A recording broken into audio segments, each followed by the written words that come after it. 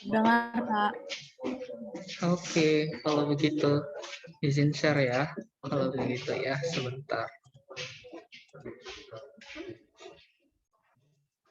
Apakah PPT saya sudah kelihatan? Sudah, Pak. Baik, saya akan membilas sedikit tentang yang namanya perancangan alat perpindahan panas. Penukar panas boleh, penukar panas, perpindahan panas juga boleh, sama artinya ya. Di sini kayaknya saya perlu interaksi juga kayaknya ini dengan mahasiswa. Kira-kira nih, siapa yang tahu alat HE itu ada berapa jenis berdasarkan fungsinya?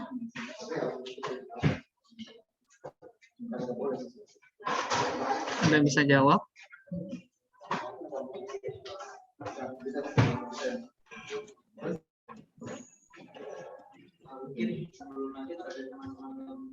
Silakan. Saya mau tahu dulu. Kalian kan sudah TA, ya. Karena biasanya kalian hanya orang bilang heater, kalian bilang heater semuanya. Orang bilang cooler, kalian bilang cooler semuanya.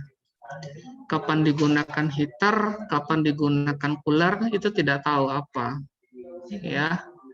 Jadi terkadang hal-hal yang lain pun dianggap atau dimisahkan juga dengan heater dan cooler. Semua, walaupun kalian udah semester 8 saat ini, tapi masih ada saya jumpai hal-hal seperti jawabannya itu. Apa yang kalau pakai alat HE-nya? Heater, Pak. Kenapa pakai heater? Ya kan menaikkan, Pak, temperaturnya. Oke. Kalian pakai apa? Pakai cooler. Kenapa pakai cooler? Karena saya ingin mendinginkan, Pak. Oke. Ya. Itu betul adanya. Tapi ada pembagian yang lebih spesifik lagi, di mana di sini ada yang namanya untuk menurunkan itu, kalau seandainya cooler itu menggunakan air, itu hanya menggunakan pendinginnya adalah apa? Cooler dengan pendinginnya adalah air. Air temperaturnya berapa? Hanya sampai 25 paling rendah. 30 sampai 25. Anda mendinginkan berapa? Mendinginkan, Pak, sampai temperaturnya 5 derajat Celcius. Kalian pakai apa? Pakai air. Yakin. Jadi itu terkadang yang saya lihat ya, yang saya lihat terkadang sangat salah dalam hal ini, walaupun kalian sudah semester 8. Ya, kalian pakai apa? Pakai heater. Heaternya kenapa? Kalian pakai heater. Ya, Pak, saya ingin menaikkan temperaturnya, kemudian menguap nggak dia? Berubah fase nggak? Berubah. Jadi tetap pakai heater. Nah, itu. Teman ngomong heater, dia juga ngomong heater. Tidak tahu peletakan, memposisikan HE itu pada posisinya. Dia ingin menguapkan, berarti kalau gitu pakai apa? Vaporizer. Ya. Ada lagi, kalau sampai 5, ada lagi yang di bawah itu. Yang tadi, pendinginan sampai dengan minus 80, minus 100, atau minus 160. Apa yang kita pakai di sini adalah chiller. Itu pembagian alat-alat bakar panas ini. Panas itu ada sensibel dan ada yang panas laten. Nah, ini kemarin perhitungan derajat panasnya masih banyak yang salah. Temperaturnya berapa? Dari berapa ke berapa? 25, Pak, sampai dengan 120. Apa yang kamu panasin? Air. Air, terus kenapa? Ya, Pak, kan MCP delta T, Pak. Ya. MCP delta T. Kursor saya jalan nggak? Kelihatan nggak ya? Kelihatan, Pak. Oke, jadi ada tahap-tahapannya di sini. Ada panas sensibel, Jadi panas di mana terjadi perubahan temperatur, ya. Tapi di sini tidak ada terjadi perubahan fase. Kemudian ada panas laten juga di sini. Temperaturnya sama, tetap 100 derajat Celcius, tapi dia mengalami perubahan fase dari cair menjadi uap. Ya, kemudian ada panas sensibel lagi. Begitu seterusnya. Ya, bisa dari bawah minus 30, kemudian temperatur 25 dia menguap, sama artinya nantinya. Kalau panas sensibel itu MCP delta T, sedangkan panas laten apa? M kali HV-nya, entalpi V-nya. Ya. Oke, ini sedikit pembahasan saya. Karena masih ada yang salah dalam perhitungan panas, energi panasnya. Itu tadi saya sudah sampaikan. Ada cooler, ada kondenser. Kondenser tadi, kalau cooler itu tadi panas sensibel. Dia hanya merubah temperaturnya dari tinggi ke yang rendah. Kondenser jatuhnya kemana? Dia menguapkan atau mencairkan dia, mencairkan atau menguapkan dia. Kondenser, penguapan. Ya, mengkondensasi dia. Pakai kondenser. Ini yang sangat-sangat sering saya jumpai. Ya. Chiller bisa menggunakan freon, bisa menggunakan amoniak. Ini yang sering dipakai dalam kehidupan sehari-hari kita. Heater untuk menaikkan temperatur. Ya, ada evaporator, ada vaporizer dalam hal ini. Evaporator itu penguapan. Apa yang diuapkan? Air rata-rata. Dia memisahkan, mengentalkan. Ya, dia mengentalkan, mengkonsentratkan gula dari air, misalkan kayak gitu. Kemudian ada vaporizer, merubah fasenya. Ya, dari cair menjadi uap. Ada boiler dan ada reboiler. Ada nanti yang namanya recondenser di HE, di destilasi, reboiler ada di destilasi juga. Ini adalah bagian bottom produk pada kolom destilasi. Jadi dia menguapkan kembali, ya, yang di bagian bawah dari kolom destilasi. Sampai di sini ada pertanyaan? Kayaknya belum, ya. Oke. Jenis-jenis HE itu, maaf ini suara saya kayaknya feedback ini. Mungkin siapa ini? Jadi ada beberapa jenis HE, ada yang double pipe, cell and tube, flat and frame, bentuk spiral. Flat and frame kalian sudah pernah belajar waktu itu pada saat kalian praktikum HE di praktek 2 lantai 3. Ya, bentuk spiral itu ada tapi sangat jarang dipakai orang. Tapi jarang dipakai orang itu kenapa? Karena proses perpindahan panasnya kurang bagus. Itu. Jadi umumnya yang dipakai orang adalah dua ini. Double pipe dan cell and tube. Silakan kalau seandainya ada perhitungan untuk flat and frame-nya, kalau seandainya si dosennya, suaranya halo, iya Mas Ridan. Iya Pak, suaranya double Pak, jadi kurang jelas Pak. Kurang jelas ya? Iya Pak. Sebentar ya.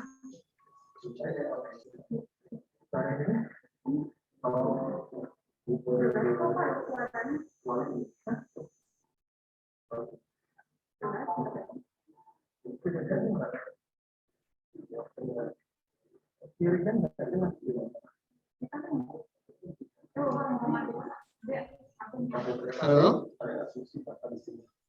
Gimana? Masih feedback ini saya? Suara Bapak sudah jelas, Pak. Rinan gimana? Mungkin?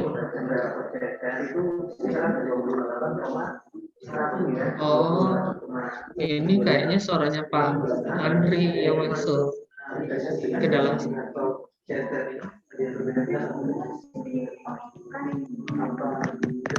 Gimana, Bu? Oh, yang nggak usah pakai. Oh, ya.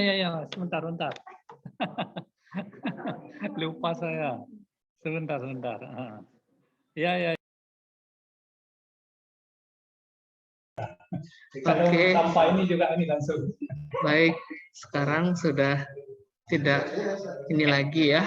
Aman, Oke. Pak. Oke, siap. Kita lanjut ya. Jadi yang biasa dipakai orang itu adalah double pipe dan cell and tube. Ini saya sebagai dosen perpindahan panas, biasanya buku yang saya pakai adalah Deci Karen. Jadi boleh ditambahkan Perry, kemudian juga bisa ditambahkan dengan Carlson. Ya, silakan apa saja, tapi intinya kalau Deci Karen itu dia lebih teratur, lebih terstruktur, tersistematis dalam proses pengolahan atau perancangan alat nantinya. Ya. Apa sih keuntungan alat ini? Yaitu pertama, kita melihat bahwasannya ada cell and tube. Sel itu bagian luar, tube-nya adalah bagian kecilnya. Ya. Jadi kita mencoba membayangkan nanti cell and tube itu nih seperti ini tampak dalamnya, seperti ini nantinya. Sel itu adalah bagian luar, ya. Kemudian tube-nya adalah yang kecil-kecil ini. Makanya disebut dengan cell and tube. Selnya bagian luar, tube-nya bagian dalam untuk ini. Kemudian apa kelebihan-kelebihannya? Satu, karena dia memiliki permukaan perpindahan panas persatuan volumenya yang lebih besar. Kenapa? Karena tube itu ukurannya kecil, berarti luas permukaannya akan semakin besar. Jadi proses perpindahan panasnya akan menjadi lebih baik. Kedua, mempunyai susun mekanik yang baik dengan bentuk yang cukup baik untuk operasional yang bertekanan. Nanti kalian pasti ada di antara teman-teman kalian yang merancang proses itu di mana dia membutuhkan tekanan lebih dari 1 atm. Bisa jadi mungkin 30 atm atau 40 atm. Jadi dengan operasional cell and tube dia lebih bagus dipakai untuk proses yang bertekanan cukup tinggi. Tersedia dalam berbagai bahan konstruksi, prosedurnya lebih gampang, lebih baik metode perancangannya dan bersihannya lebih dapat dilakukan dengan secara baik. Maksudnya bagaimana kalau seandainya tube-nya ada yang rusak, itu bisa ditarik keluar dan diganti dengan yang baru. Ya. Jadi itu alasan keuntungan cell and tube. Penentuannya, fluida dalam sel atau dalam tube. Pertama, ya, fluida bertekanan tinggi dialirkan ke dalam tube. Kenapa? Karena tube standar cukup kuat untuk menahan tekanan yang cukup tinggi tadi. Itu pertama. Penentuan fluida dalam sel atau di dalam tube. Kemudian, fluida yang berpotensi fouling. Tahu fouling? Itu proses perkaratan. Terjadi karat atau terakumulasi di dalam permukaan pipa, baik itu di dalam maupun di luar pipa. Baik itu di sel ataupun di tube. Baik itu di dalam tube atau di luar tube. Ya, betul. Sehingga dia mudah dibersihkan. Korosif. Fouling tadi itu terjadi karatan, korosif itu dia fouling itu permukaannya jadi tidak mulus lagi. Kalau korosif itu dia keropos, ya. Coba bayangkan kalau selnya yang keropos, jadi semua alat HE harus diganti. Tapi kalau cupnya yang rusak, itu bisa diganti satu persatu. Itu kalau dia korosif atau dia keropos, ya. Jika temperaturnya tinggi, coba kalau temperaturnya tinggi ditaruh di luar, banyak panas nggak yang keluar, yang hilang ke lingkungan. Untuk itu dia ditaruh di bagian cup, ya, sehingga kehilangan panasnya dapat dihindarkan. Kemudian kalau dia viskos, tahu dengan viskos? Fluida dengan kekentalannya yang lebih rendah. Ya, kenapa? Dialirkan ke dalam cup karena pengaliran fluida dengan viskos tinggi di dalam alir yang kecil membutuhkan energi yang lebih besar. Jadi penentuan fluidanya itu, jadi kalau dia korosif, fouling, tekanannya tinggi, temperatur tinggi, itu ditaruh di cup. Itu alasannya. Kalau sel, itu kalau seandainya viskosnya lebih rendah di dalam cup. Maksudnya bagaimana? Berarti daya dorong pompa untuk mengalirkan fluida di dalam cup itu tidak terlalu besar. Ya, itu. Ada beberapa banyak itu tadi, kemudian ada tema Tubular Exchanger Manufacturer Association Standard. Ya, ini yang sering kita pakai untuk alat HE kita. Ya, yang lain juga ada, British juga punya, kemudian juga HEIPP, EIPP, Exchanger Institute Power Plant Standard, ya, untuk dipakai dalam sistem pembangkit listrik. Kemudian sel bagian luar, ya, boleh dikatakan dengan cangkang. Digunakan karbon steel untuk ukuran kecil dan plat baja untuk roll atau dilas dengan ukuran lebih besar. Cup atau buluh-buluhnya, ya, pipa-pipa yang berukuran khusus untuk HE, berbagai ukuran dengan bahan konstruksi. Tebal pipa dinyatakan dengan kode BWG. Apa panjangannya? Ada yang tahu? Semua kalian sudah merancang HE, jadi kalian tahu apa itu BWG. Siapa yang bisa jawab? Ketebalan, Pak. Kepanjangannya, Mbak. Saya bukan tanya artinya. Kepanjangannya. BWG. Ya, betul. Artinya memang ketebalannya. Tapi maksud kepanjangannya apa di sini? Ada yang tahu? Ham wire gauge. Oke, siapa yang jawab? Novia, Pak. Oke. Ya.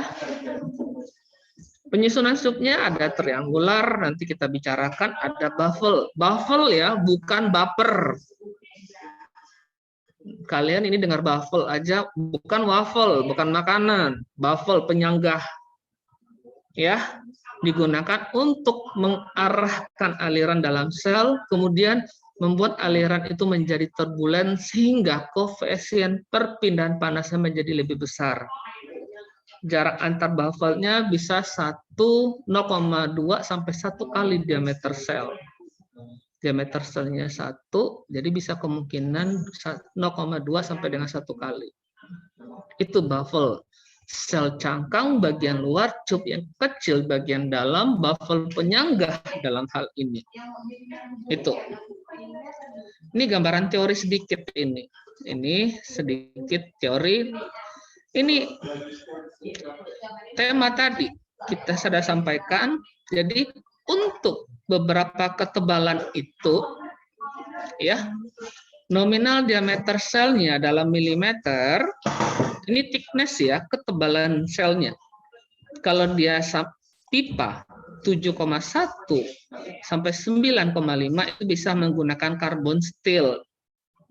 Tapi kalau sudah tebalnya lebih rendah, itu bisa menggunakan alloy steel. Ini kriterianya. Sel encup, ada pas yang dilewati oleh fluida tadi. One pass, satu pas. Artinya apa? Dia masuk dari atas, kelihatan kursor saya. Masuk dari atas, kemudian dia keluar ke bawah tanpa ada halangan.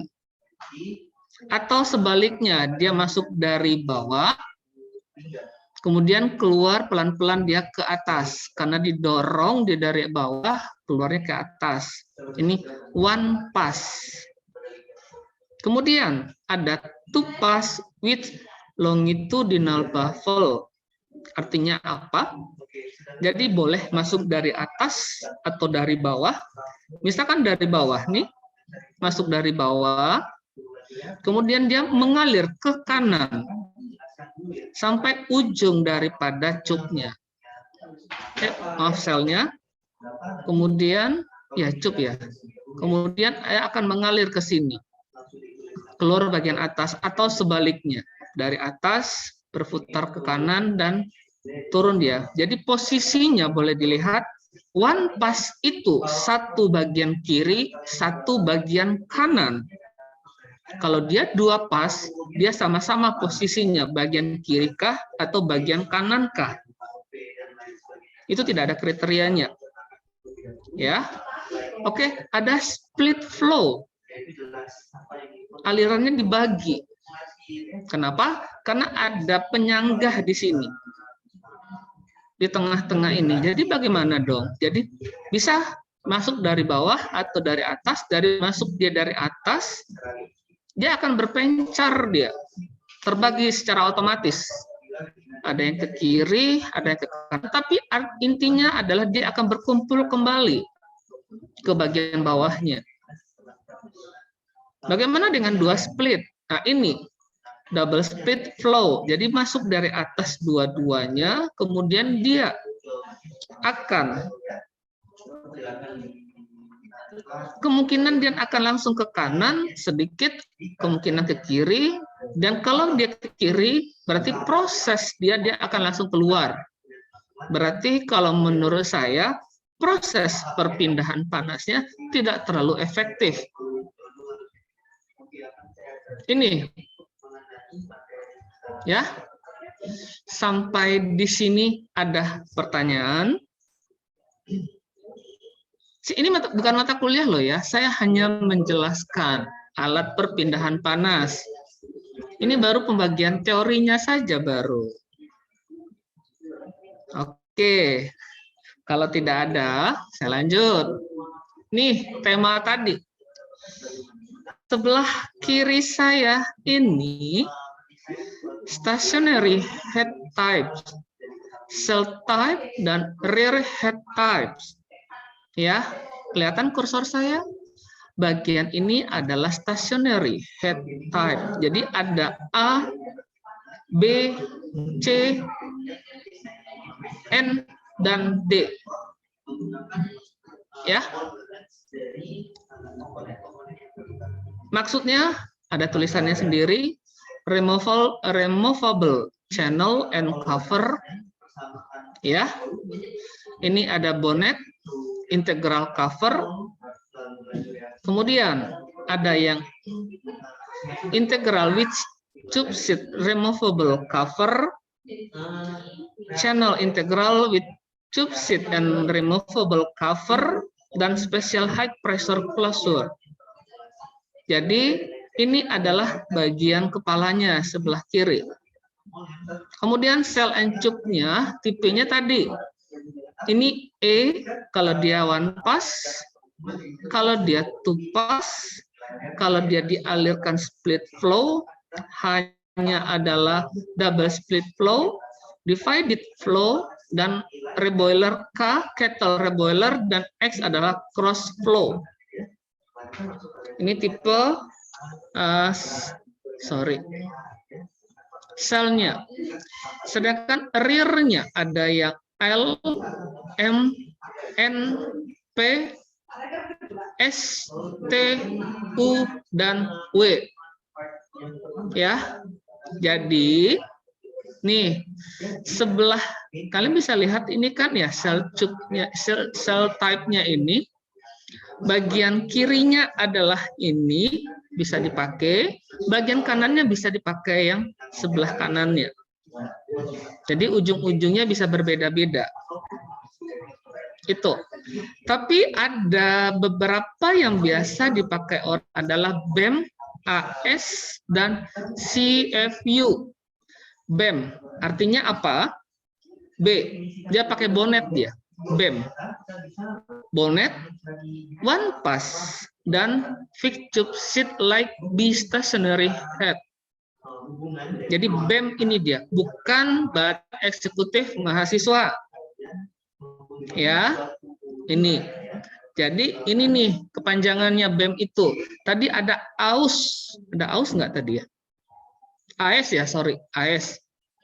A-nya apa? Ini removal channel and cover. Dia pakai one pass cell. Kemudian dia pakai floating head with backing device. Ada lagi yang namanya CFU, YouTube seat. CFU, C-nya integral with tube seat removal cover. Gambarnya seperti ini. CFU, dia 2 pas. Kemudian U-nya adalah YouTube bundle. Ya, ini. Itu. Sampai di sini ada pertanyaan? Ayo, silakan. Silakan, tidak masalah sama saya. Kita santai kok.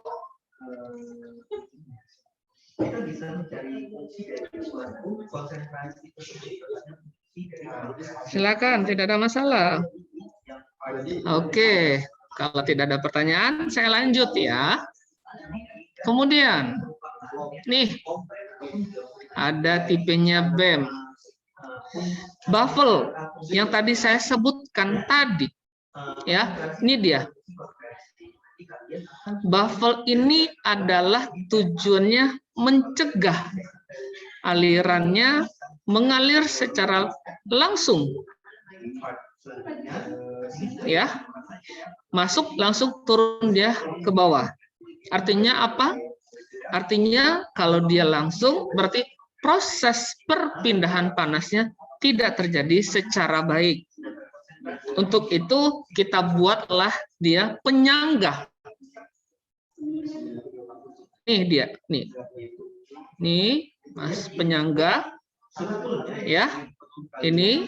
Jadi kenapa? Jadi dia masuk dulu. Nih saya misalkan kalau dia masuk dari 12 ini, dari bawah ya, ini sel ya. Sel masuk ini, kemudian dia akan mengalir secara zigzag ke atas, kemudian turun ke bawah, naik lagi dia ke atas, turun lagi, dan akhirnya dia terdorong untuk keluar. Ini untuk bagian selnya. Sedangkan bagian cupnya, kalau ini dia counter current atau co-current. Kalau co-current dia searah, kalau masuknya dari bawah, berarti dia keluarnya masuk untuk fluida yang lain adalah bagian bawah juga. Masuk, ya, kemudian dia keluar ke atas. Kalau dia co-current, sedangkan kalau dia counter current, misalkan nih, yang cupnya itu adalah fluid air, bagian selnya cupnya, berarti air masuk dari kanan atas, mengalir ke kiri, kemudian dia keluar di bagian bawah kiri. Kalau dia counter current, kenapa kita pakai counter dan co-current? Counter current itu bagus proses perpindahan panasnya, efisiensinya cukup tinggi. Jadi dia bersilang dia. Seperti maaf ini, seperti orang tabrakan mobil sama mobil. Kalau dia mobilnya sama-sama kepala sama kepala, dia saling berhadapan, proses perpindahannya akan semakin bagus, hancur maksud saya mobilnya. Di sini juga kalau dia semakin berapa pentaran, jadi proses perpindahan panas dari fluida dingin ke fluida panas atau sebaliknya itu semakin bagus. Coba kalau dia searah dia, sejoli dia, temenan dia, baru masuk keluar lagi dia. Kapan dia kontaknya? Kapan dia akan melakukan proses perpindahannya? Itu kurang bagus. Ya, yang sejoli itu. Makanya kalau orang yang pro dan kontra, kalau pro dia cepat, dia seiring sejalan. Kalau kontra pasti dia akan prosesnya akan lama. Sama seperti perpindahan panas dalam hal ini juga. Ya, ini dia. Kemudian ini ada AS, kemudian ada CVU. Nih, ayo pertanyaan saya.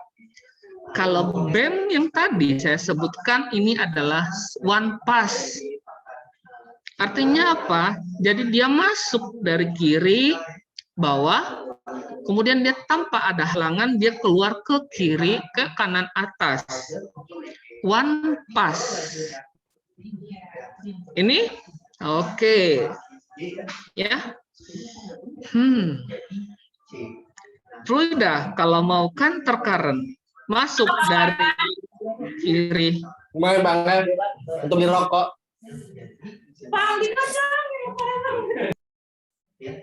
Oke, terima kasih sudah dimatikan suaranya. Ya, masuk dari kiri atas, ya, dia masuk di sini, ya, dia akan berbelok, zigzag, prosesnya. Ya, saya jelaskan teori dulu, dan dia akan keluar dia di bagian bawah kanan. Ini bagian sel. Sedangkan bagian tube-nya adalah dia dari bawah 34 ini. Dia masuk, ya, ini dua pas. Coba lihat, kepalanya kiri kanan sama, sedangkan untuk yang ini beda. Jadi fluidanya masuk dari kiri bawah, mengalir terus, dan dia akan berpindah ke kiri, dan dia akan keluar dia ke atas kiri. Jadi masuk fluida yang lain, dari atas masuk di sel, kemudian untuk yang dari bawah masuk dia ke tube. Ini dia. Ini prinsipnya yang saya ajarkan ke kalian. Lihat perbedaannya, head-nya, bagian kiri dan bagian kanan. Ya, perbedaannya di situ. Ini sama. Ya. Ini tipe CFU. Ini satu pas. Ya. Dia mengalir, dia masuk seperti ini, double pipe bentuknya. Jadi dia tidak, kalau ini, maaf, kalau ini dia bisa berpindah-pindah. Masuk dia di tube 1, keluar di tube 2. Ya, kalau ini tidak, dia seperti hairpin, tusuk konde. Jadi dia masuk di pipa pertama, dia akan keluar di pipa terakhir. Ya, itu bentuknya, coba lihat, berbeda setiap kepalanya. Tapi tiga ini yang paling banyak dipakai orang, atau paling banyak dipesan orang oleh industri, karena banyak faktor mungkinnya. Ya, oke. Sampai di sini ada pertanyaan?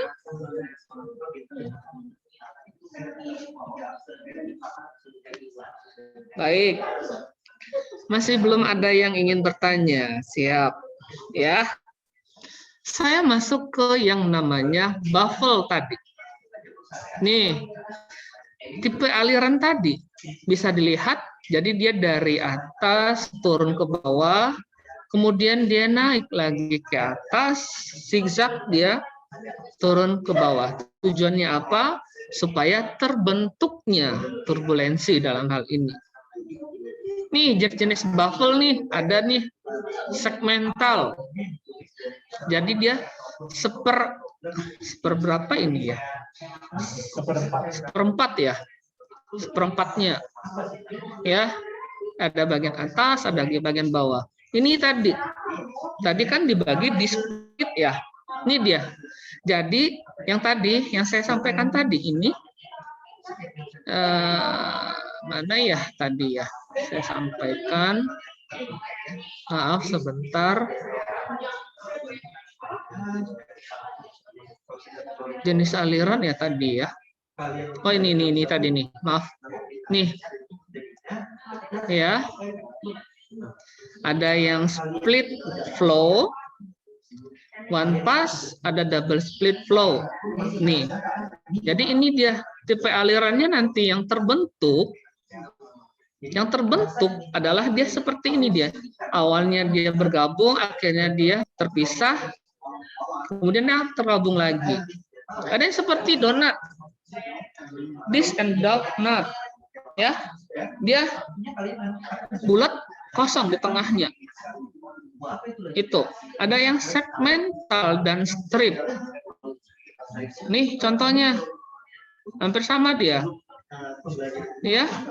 Dia tersplit dia, terbagi dia alirannya. Ini nih. Ini jenis-jenis baffle-nya. Nih, yang kelihatannya seperti ini nanti di perancangan alat kita. Jadi lihat dari samping cup ini cupnya nanti yang akan kalau seandainya terjadi korosi, kalau seandainya terjadi fouling, ini kan kotor nih jadinya ya. Cupnya berarti harus dikeluarkan, ditarik dia keluar satu persatu. Tergantung kepada mana nanti alatnya kurang bagus atau cupnya kurang bagus. Ya. Nomor 1, nomor 2 sampai dengan nomor 21 ini ada penjelasannya di sini. Ini bagian masuk tadi, ini bagian keluarnya. Jadi ini dipotong seperempatnya. Supaya apa? Kita bisa melihat ini baffle-nya loh. Nih. Seperti martabak ya atau pizza. Siang-siang ini enak ceritanya ini. Ya, ini dipotong dia supaya kita bisa melihat seperti apa bentuk baffle itu. Ya, ini.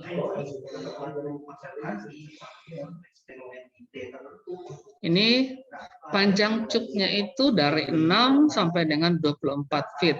Tolong nanti kalau di saya supaya kalian tidak akan bingung pada saat penjelasan. Pada saat kalian tampil di sidang nanti, tolong dalam perhitungan boleh kalian buat dalam bentuk feet atau British, ya. Tapi kalian buat di sampingnya sama dengan dalam bentuk SI, standar Indonesia. Standar Indonesia apa? Meter, kilogram, detik atau menit. Ya, supaya apa? 24 feet itu berapa meter? Coba saya mau tanya yang sudah perancangan, tolong dikirim ke kolom chat. 24 feet berapa meter? Saya mau lihat deh. Siapa yang merespon saya lebih cepat ini? Silakan kirim jawabannya di kolom chat. Ya. Saya mau lihat. 24 feet berapa meter? Saya kasih waktu kira-kira 2 menit. Silakan. 24 feet berapa meter? Oke. Sudah mulai muncul jawabannya. Oke. Wah, cepat ini ya. Ridan, nomor 1. Lisa, Anggraini, Laras. Wah, alhamdulillah ini orang-orang baru yang jarang nongol di perancangan alat dan di perkuliahan. Sekarang muncul lebih dahulu ini. Ari Sabdi, Intan Wahyuni, Dira, Larasati, Serina, Hanis, Dah. Laila, Ayu Pratiwi, Devi Monika, Ahmad Sofyan, Veronica, Tika Ayu, Milenia, Citra Nabila, Amalia, Nabila, Guita, Ella Rosalia. Oke, Ella Novita. Siap? Danto. Terima kasih jawabannya. Itu kalau pertanyaannya saya yang bertanya. Pada saat kalian tampil di sidang, melihat pembimbing dan melihat penguji, ya, kalian itu, aduh, hilang semua apa yang sudah kalian pelajari. Bukan karena ini ya, maklum, grogi, saya juga mengalami hal yang sama, tapi pelan-pelan oke.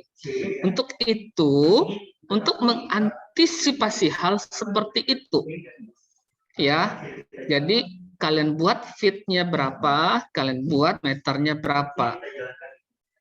Itu ya. Oke. Nih, saya akan berbicara tentang cupnya tadi, posisinya. Saya akan berbicara dengan triangular. Nih, triangular itu tri. Ya, bukan tri Febri ya. Triangular, berarti dia segitiga dia. Flow-nya dari kiri menuju kanan, berarti dia di tengah-tengah sini. Ada pitch PT, pitch di sini. Jarak antara pertengahan daripada cupnya dengan pertengahan dari cup selanjutnya. Itu disebut dengan PT, pitch dia. Ya, jadi ini dia. Pitch setengah titik tengahnya, kemudian titik tengah cup selanjutnya. Sedangkan fluida mengalir di bagian tengahnya. Oke. Next ada square. Kalau square enak dia kita ngukurnya. Ya. Kenapa? Karena posisinya square segi 4. Sama jaraknya. Jadi pitch-nya ini segini nih. Ya. Ini pitch-nya nih. Jadi kalau seandainya ada pertanyaan dari si dosen pada saat kalian sidang, pitch-nya berapa? Pitch-nya adalah 3 feet, ya. Pitch-nya 3 feet. Berapa ini kalian? Apa namanya? Diameter selnya adalah 30 feet. Jadi kira-kira berapa buah bisa kalian pakai? Bisa 10, kan 30 tadi. 3 feet pitch-nya. Jadi kemungkinan adalah sebanyak 10. 10. Jadi kalau dia square itu hanya bisa 8 dia nanti kemungkinan yang bisa tersusun. Ya. Itu. Ini yang square pitch. Square. Ya, bentuknya. Sedangkan ada yang diputer square-nya. Ya. Mengalir dia di sini nih. Pitch-nya ini masih sama seperti flow triangular. Ya. Triangular dan rotated square memberikan laju perpindahan lebih besar daripada square. Tapi pressure drop di sisi sel juga lebih besar. Laju perpindahan panasnya besar, kemudian pressure drop di selnya pun juga besar. Digunakan square dan rotated square digunakan untuk 2 cairan yang cenderung atau sering terjadinya falling. Untuk itu dia lebih mudah untuk dibersihkan nantinya. Pitch-nya jarak antar pusat cup yang dianjurkan adalah 1,25 OD. OD di sini adalah outside diameter, bukan overdosis. Ya, kita bicara per part, bukan penyakit. Oke. Jadi jika digunakan pola square-nya itu adalah minimal 0,25 inch atau 6,4 mm. Kenapa? Intinya adalah maintenance, pembersihan kalau seandainya terjadi falling. Sampai di sini ada pertanyaan? Oke, belum ada. Saya masuk ke yang namanya tadi. Yang triangular, keuntungannya apa? Ya. Film koefisien tidak sebesar susunan triangular pitch, tetapi lebih besar dari susunan square pitch. Ya, dapat digunakan untuk fluida yang menghasilkan volley, tetapi pressure drop-nya antara menengah sampai ke atas, lebih besar ke atas. Dan pembersihannya dilakukan dengan proses secara kimia. Jadi kalian bisa lihat, ya, kalau kalian bersihkannya pakai sikat, bayangkan.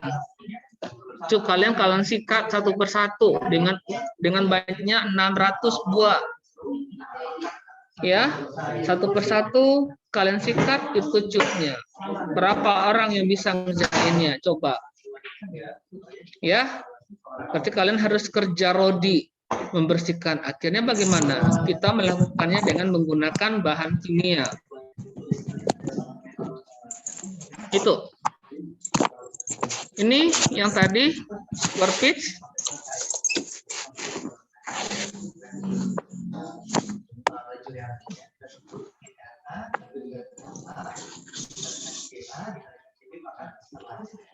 Ya. Kita tolong suaranya.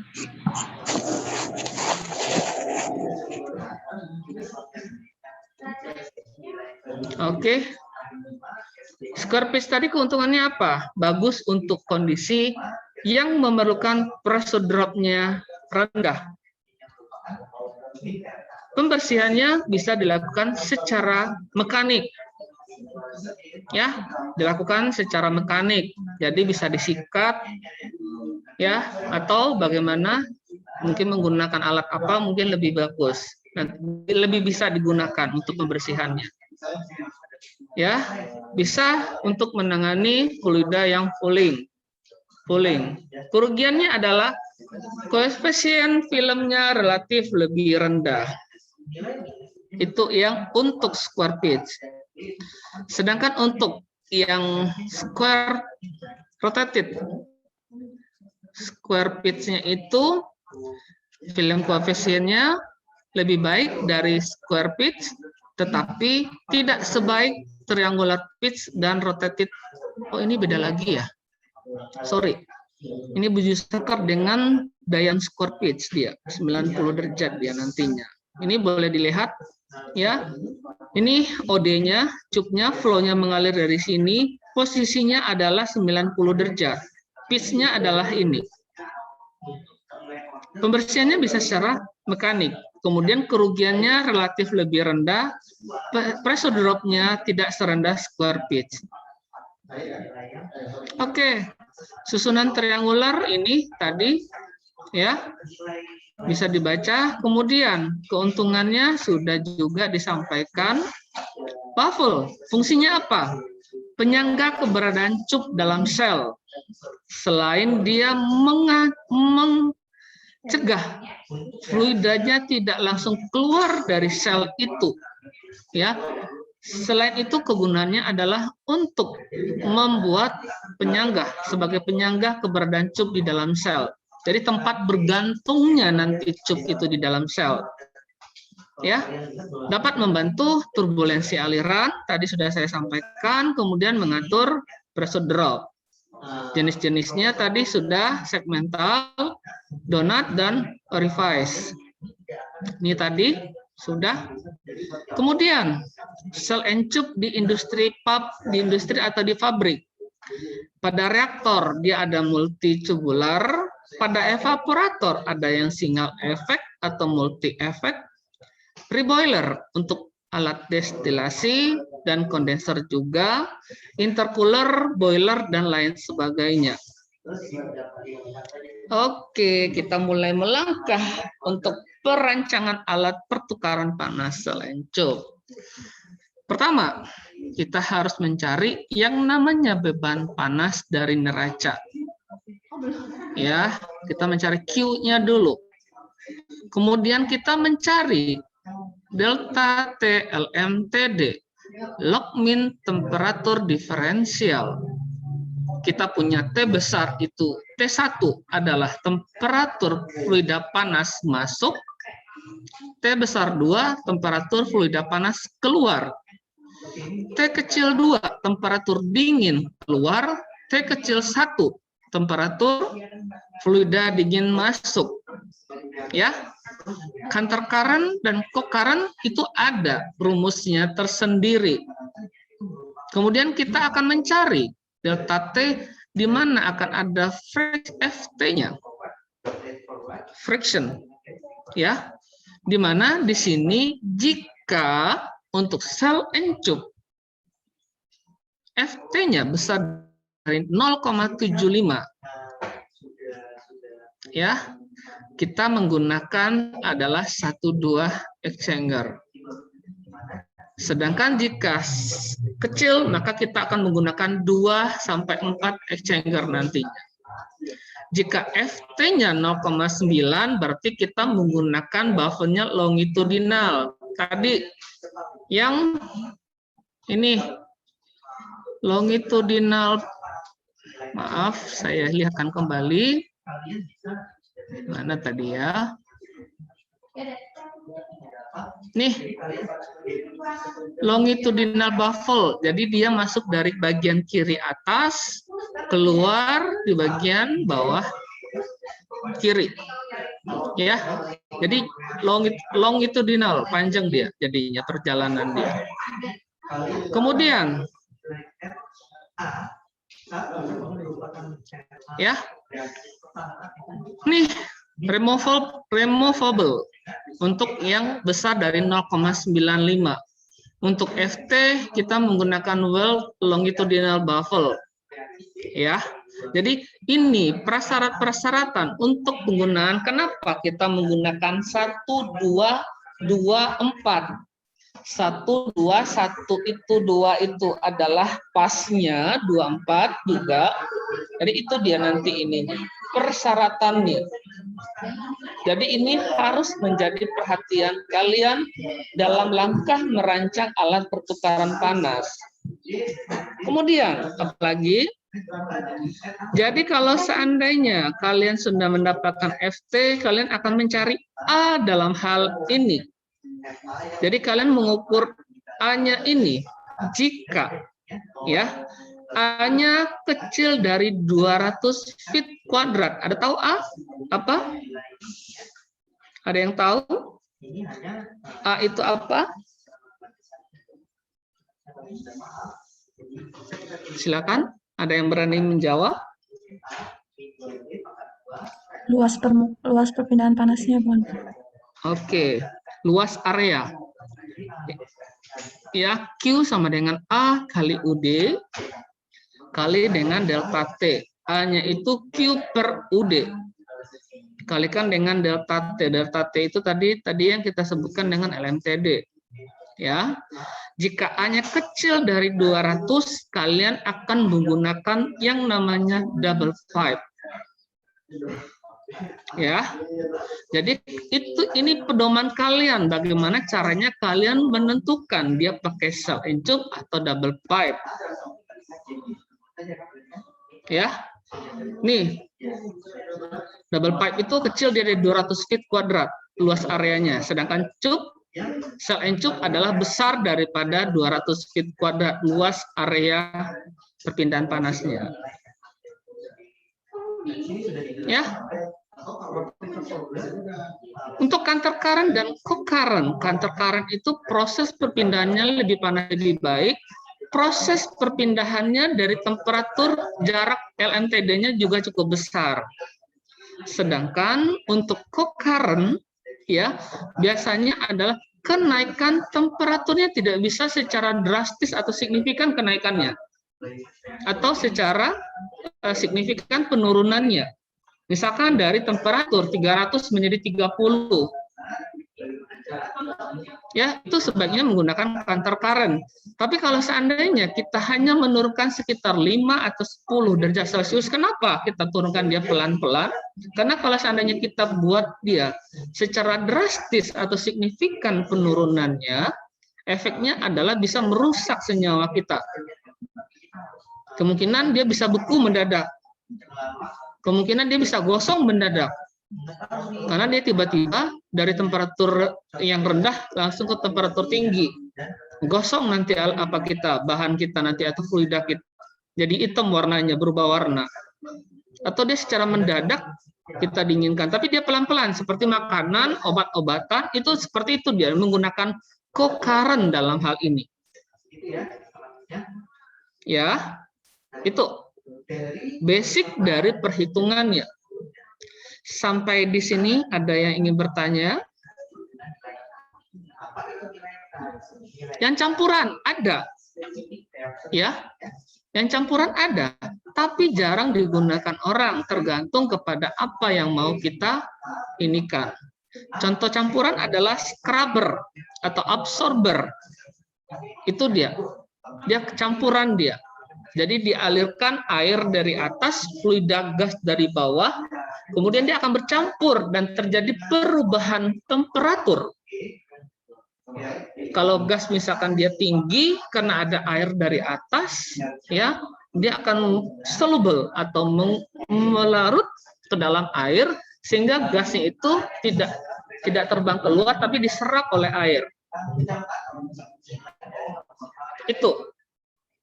Itu beberapa alasan kenapa kita menggunakan apa yang co-current dan apa yang counter current tadi.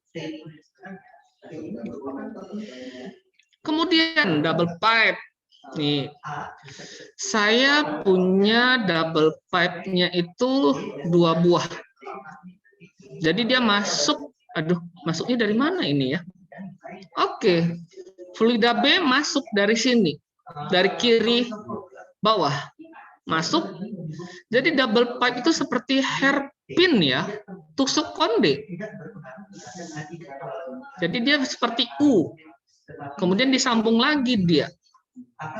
Jadi ada fluida masuk, kemudian dia mengalir. Dan ini kita pasang double dia, pasang 2 kali.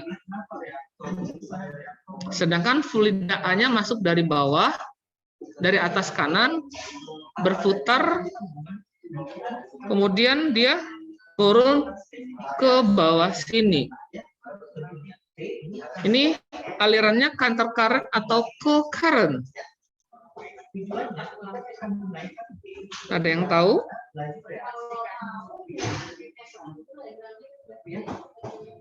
Ada yang tahu?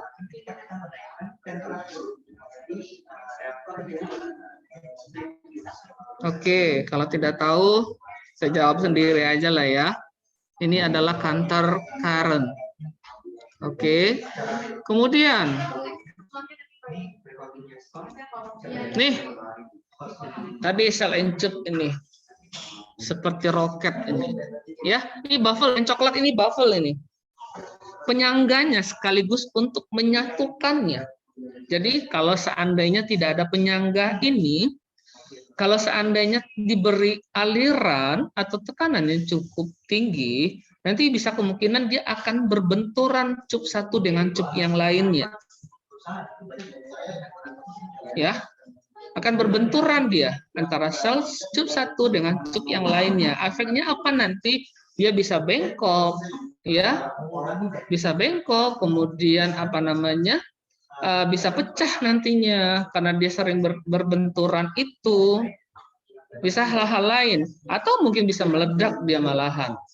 Kalau seandainya fluidanya adalah fluida panas. Ya, ini adalah one pass tube. Jadi tube side-nya masuk dari sebelah kiri bawah. Masuk, kemudian dia masuk ke dalam tube. Tube yang berwarna putih ini kemudian dia keluar di bagian kanan bawah. Sedangkan untuk yang selnya, fluida masuk dari kanan atas. Ya, masuk dia di sini, kemudian dia mengalir karena ada baffle, dia masuk ke sini dan berputar berdasarkan garis biru ini. Nih. Dan dia keluar bagian sisi kiri bawah. Ini dia. Ayo, ini yang cupas YouTube heat exchanger tadi. Masuknya dari kiri kanan, dari kanan bawah. Jadi dia terdistribusi dia ke masing-masing cup. Jadi dia tidak bisa berpindah ke lain hati dia. Jadi masuk dia di bagian cup pertama, dia akan keluar di cup terakhir di bagian atasnya. Dan dia berkumpul keluar di bagian atas kanan. Sedangkan bagian selnya masuk dari kiri atas, karena ada baffle, baffle-nya cuma ada 2, dia keluar di bagian kanan bawah. Oke, ini ada reboiler. Intinya sama, ya. Ada sel encup juga, tapi prosesnya adalah reboiler. Penguapan ini ada liquid level di sini nantinya. Ada steam masuk ke dalam cup, ya. Kemudian dia mengalir dan bertukar keluar dalam bentuk kondensat di sini. Steamnya. Sedangkan, ya, dari tower bagian bawah destilasi, masuk dia dari bawah, kemudian dalam bentuk liquid, dia akan terjadi proses penguapan kembali. Dan nanti akan masuk ke dalam yang namanya kolom destilasi. Jadi dia gini. Ini hal yang sama tadi, cuma pemotongan. Ini plate and frame yang sudah kalian lihat di proses perpindahan panas. Kemudian ini kondenser, sama ya. Jadi rata-rata mau evaporator, mau reboiler, mau yang namanya chiller, yang namanya heater, ya, rata-rata menggunakan sel encup ini sebagai alat perancangan mereka. Nih, 1 pas, 2 pas, kondenser itu mengembunkan, ya. Ada yang langsung kontak, ada yang hanya kondenser permukaan saja. Reboiler sebagian cairan untuk dikembalikan lagi ke dalam kolom destilasi dan sebagian lagi diambil untuk sebagai produk bagian bawah, ya. Nih tadi sudah saya sampaikan bagian bawah, kemudian dia keluar, kemudian pemilihan. Bagaimana sih cara pemilihan tadi? Pertama, pertimbangan pemilihan adalah karena faktor ekonominya. Teknik kimia tidak akan terlepas dari yang namanya ekonomi. Tentu cari harga semurah mungkin dengan kualitas sebaik mungkin. Tapi tidak bisa seperti itu dalam kenyataannya. Setidak-tidaknya kalian dapat agak bagus sedikit dengan harga yang agak miring sedikit. Ya, tidak terjadi perubahan fase saat terjadi perpindahan panas. Ya, karena kenapa? Karena fluida itu bisa bersifat korosif, makanya ditempatkan pada sisi cup. Sehingga hal ini dilakukan untuk mengurangi biaya pelapisan atau coating kembali. Kalau tidak dilapisi, maka bagian yang terkena korosi hanya pada dinding cup saja, sedangkan pada sel tidak terkena korosi. Ya, tidak keropos dia. Kalau selnya yang keropos, secara otomatis alat Anda harus diganti secara keseluruhan. Falling, ya, ini dipengaruhi oleh apa saja? Pasti karena sifat fluidanya. Ya, makanya dia ditempatkan kepada yang namanya sisi cup. Hal ini dilakukan untuk mendapatkan velocity yang lebih besar sehingga mengurangi terjadinya pengendapan dan mudah dalam hal maintenance atau pembersihannya. Faktor-faktornya adalah faktor temperatur, faktor tekanan, dan faktor kekentalan. Oke. Di sini saya dapat informasi dari Bu Reni nih. Bagaimana sih tahapan-tahapan untuk perancangan ini? Oke, sebelah kiri ini adalah bagaimana prosesnya, sedangkan bagian kanan ini adalah perhitungannya. Ya. Oke, di sini sebagian kiri kita akan menspesifikasi, mendefinisikan masalah, menentukan proses yang terjadi pada alat penukar panas, mulai dari proses, fluida service, dan kondisi operasi. Caranya bagaimana? Kita akan menghitung yang namanya delta TM, delta T, LMTD. Mau counter current, mau co-current ada rumusnya. Ya. Kemudian akan kita cari faktor koreksi FT dari grafik. Tadi berapa tadi? Kalau untuk FT-nya 1,2 pas, 2,4 pas berapa? Ayo. Ada yang tahu tadi? Yang sudah saya jelaskan. Tuh kan? Saya jelaskan, tidak ada yang mendengarkan dengan baik. Semua ini Anda bisa lihat atau Anda bisa meniru atau mempelajarinya dari yang namanya buku Deki Keren nih. Head exchanger nih, Deki Keren nih. Kayaknya dulu pernah saya bagikan juga ke kalian soft file-nya ini. Ya. Apa-apa saja ya dihitung. Semua ini adalah sistemnya trial dan error. Kenapa? Ayo kita lihat di sini. Pertama, yang sudah kita spesifikasikan, kemudian kita mengumpulkan data fisiknya. Kita harus tahu yang namanya temperatur, kapasitas panas, konduktivitas panas, massa jenis, viskositas. Kaitannya apa nanti? Ini dia. Delta TM, kita mencari delta T, kemudian kita mencari Z, Y, atau RS ini untuk mencari faktor fractionnya nanti. Kemudian kita akan menghitung luas area perpindahan panasnya. Tadi, kalau besar dari kecil dari 200 kita menggunakan oke, karena A-nya cuma kecil dari 200 feet kuadrat, kita menggunakan double pipe.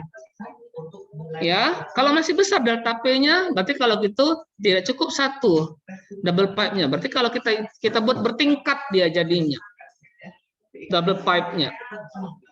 Ya, oke, itu biasanya seperti itu.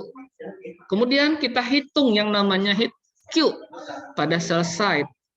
Bagaimana? Sudah tentu kita menentukan tipe alat penukar panasnya, material yang digunakan, dan penempatan fluida dalam hal ini.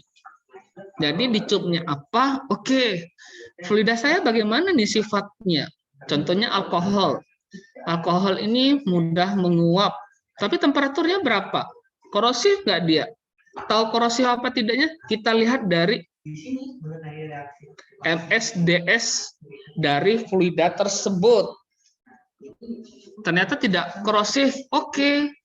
Karena dia tidak terlalu panas, kemungkinan kita bisa taruh dia di dalam sel. Itu kalau dia tidak terlalu panas, kita ingin memanaskannya. Ya, kita bisa taruh heater air steam di dalamnya, di dalam cup. Tujuannya kenapa? Air punya korosif nggak? Punya korosi nggak? Atau fouling? Ada. Jadi air itu kalau tidak bersih, dia fouling dia. Kalian pernah kan masak air menggunakan seperti apa ya, cawan listrik ya. Lama-lama bagaimana terjadi perkaratan di bagian pemanasnya itu. Jadi sebaiknya ditaruh dia di bagian cup. Ya. Kemudian kita asumsikan nilai U-nya. Jadi kita tentukan tadi alatnya apa, diameternya berapa, semuanya, kemudian kita hitung luasnya, dan kemudian kita hitung cupnya. Dengan asumsikan jenis pitch-nya nantinya. Jadi ini penjelasan perhitungan sebelah kanan, dan ini apa pekerjaan yang akan kita lakukan. Oke, kita hitung bandel diameternya tadi. Nih, kemudian kita hitung diameter sel. Kalau di dalam ini kita langsung koefisien sel, koefisien cup. Bagaimana cara perhitungannya? Itu semua hampir ada. Kemudian kita kelihatan nggak ya tulisan saya ini? Terlalu kecil. Ya? Terlihat, Pak. Oke. Jadi ini bisa dilihat bagaimana cara menghitung bilangan Reynolds-nya, Prandtl-nya, Nusselt-nya, dan kemudian kita menghitung yang lain sebagainya untuk bagian sel. Kita hitung temperatur rata-ratanya, kemudian sama, kita hitung juga berapa bilangan Reynolds, Prandtl, Nusselt untuk bilangan pada bagian cupnya. Kita dapat koefisiennya, kemudian kita lihat nanti U calculation dikurang U yang kita kalkulasi, jangan sama U apa ini ya, lupa saya ini. Sebentar, saya agak gedein dulu ya, biar kelihatan ini. Oke. Ini calculation dengan U0. Ya, yang kita inginkan tadi. Nih, jika dibagikan dia kecil dari 0 dan bisa, maka tidak, maka kita ulang lagi nih ke warnanya yang warna merah. Mana warna merah? Kalau gitu artinya apa? Kita harus mengulang. Nih, kalau gitu kita ulang spek alat kita ganti dia. Berarti belum cocok dia nantinya. Nih, yang bagian merah. Ya, kalau seandainya UA0-nya tidak sama dengan U calculation-nya. Ya, kita ulang ke bagian merah. Berarti kita rubah. Apakah mungkin diameternya kita rubah, jumlah cupnya, jumlah baffle-nya, berarti spesifikasi untuk perancangan ini adalah sistemnya trial dan error. Dan selanjutnya hal seperti ini. Kita hitung data PS bagian sel dan data PT di bagian cupnya. Apa yang terjadi? Jika terjadi penurunan tekanan dalam spesifikasi, maka estimasi kita tentukan biaya estimasinya. Kalau tidak, kita kembali ke warna hijau. Warna hijau ini apa? Ayo kita lihat kembali. Prok. Berarti kalau gitu kita ganti luas permukaannya lagi. Kita menghitung jumlah cupnya. Ya, itu. Jadi ada tahapan perancangan. Ini adalah diagram alirnya. Apa yang harus kalian lakukan dan apa yang akan kalian tindak lanjuti. Ya, kalau gitu selesai. Ya, kalian estimasi biaya alat penukar kalornya, panasnya, kemudian dapat mengoptimalkan desain itu untuk mengurangi biayanya. Kalau iya, kalau tidak, ya sudah didapat desainnya. Ya, sampai di sini ada yang ingin bertanya? Belum ada. Oke, saya lanjut. Untuk double pipe, tadi kita cerita double cell and tube ya. Sekarang kita bercerita tentang double pipe. Jadi double pipe itu ada out pipe-nya, IPS-nya. Ya, ada 2 kali 1/4. Jadi ini dia tabelnya 2 kali 1/4. 2,5 kali 1/4. 3 kali 2 dan 4 kali 3. Ini, kalau tadi di sel and tube, sel itu bagian luar, tube bagian dalam. Kalau double pipe itu bagian luarnya adalah anulus. Pipe-nya adalah bagian. Jadi itu tadi. Ntar saya keluarkan tadi gambarnya. Double pipe. Sebentar ya. Nih, kalau tadi di sel and tube itu selnya ini, kalau dia apa? Dia anulus dia. Ya. Dia namanya anulus. Itu perbedaan double pipe dengan sel and tube. Dia namanya anulus, bagian luar, bagian dalamnya tetap tube, sama-sama tube. Kemudian apalagi? Oke, sistemnya sama dengan sistem sel and tube ini, tidak terlalu jauh perbedaan-perbedaannya.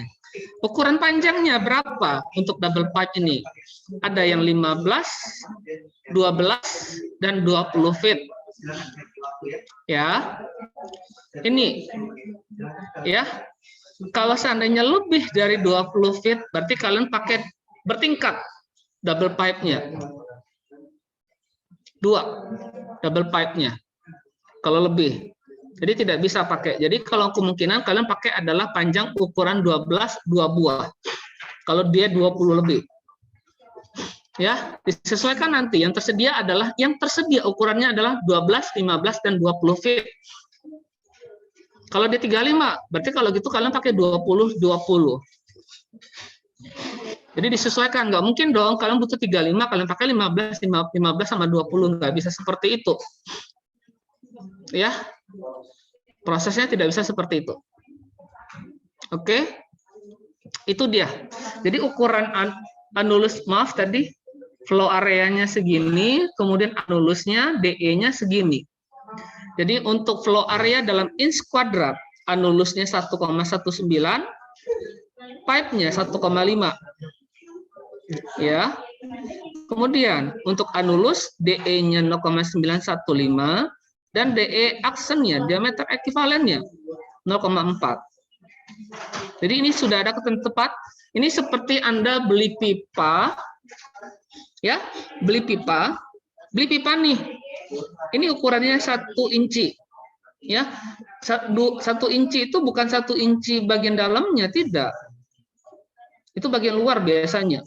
Tapi ada, jadi makin kecil dia atau makin besar, makin kecil. Ada ketebalannya lagi. Tergantung nanti, ya. Oke, seperti ini. 2 kali 1/4. Kemudian ini nih, inner pipe itu jadi falling itu terjadi di permukaan bagian dalam daripada cup dan di bagian luar daripada cupnya. Jadi bagian dalam itu fluida panas atau fluida panas misalkan, bagian luar itu adalah fluida dingin atau sebaliknya. Ya, ini contohnya. Kemudian saya akan memberikan bagaimana sih cara perhitungan untuk double pipe. Ini dekikeren sudah ada. Ya, jadi saya tidak menjelaskan ini bagaimana caranya. Ini kalian bisa baca sendiri. Ya, tapi di sini pressure drop-nya yang diizinkan adalah sebanyak 10 PSI. Ya, dengan jumlah panjang hairpin-nya sepanjang 20 feet. Ini rancangan kalian yang kalian buat nantinya. Ya, kalian sudah tahu kan temperatur fluida kalian apa, yang masuknya apa, fluida keluarnya apa. Ini apa alatnya? Berarti kalau seandainya dia pemanas, memanaskan steam di bagian apa nanti? Steam karena dia panas berarti ditempatkan di bagian cup. Ya, karena steamnya menggunakan air, terjadi fouling juga nanti atau korosif, makanya ditaruh di bagian cup. Ya, kita ukur dulu atau kita hitung dulu yang namanya temperatur rata-rata. Kita cari Q untuk yang namanya fluida panas, fluida dingin, dan toluen untuk fluida panasnya. C, ini bisa dilihat dari grafik figur 2. Kapasitas panasnya, BTU per pound per derajat Fahrenheit. Jadi jangan lupa yang namanya, ya, yang namanya satuan nanti di akhirnya sebaiknya kalian buat dalam bentuk satuan SI, standar Indonesia, bukan standar internasional.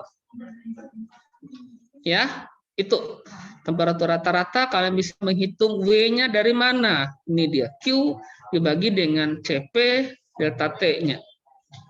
Ya, perhitungan ini semua ada di dalam dekikeren.